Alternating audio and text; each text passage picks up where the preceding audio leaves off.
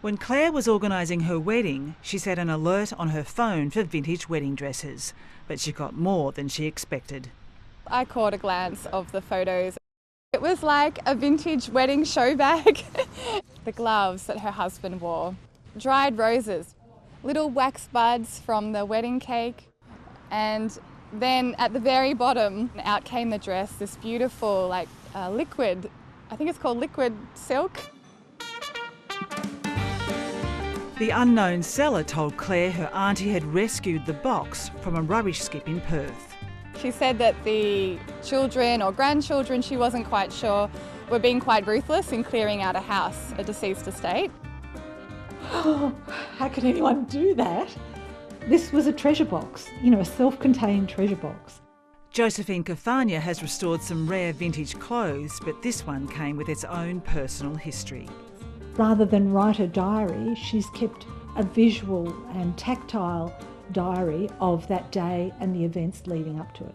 The dress has found a new home in Castlemaine in Victoria, where Peter Bottomley has become an expert in wedding mysteries. It was a bit of an enigma to start with. She was Gertrude Bloy and she was from Plymouth in Devon. Gertrude and her husband, Fred MacDonald, had no children, so Peter Bottomley found their relatives in England. So I just rang them up and said, Mr Truscott, you don't know me and I'm calling from Australia, please don't hang up. The box was sent to a distant relative in Western Australia who has since died. Gertrude's treasures have travelled thousands of kilometres from England to a country town in Australia where they found a good home.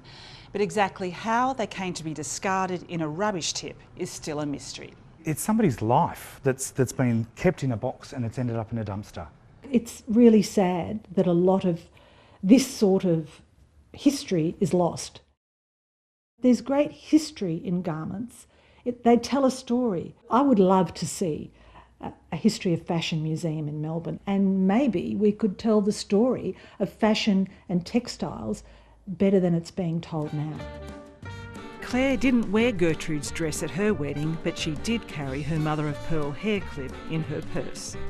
I felt like in my heart I sort of asked Gertrude, is it okay if I keep this for my wedding? And I felt like it was a yes.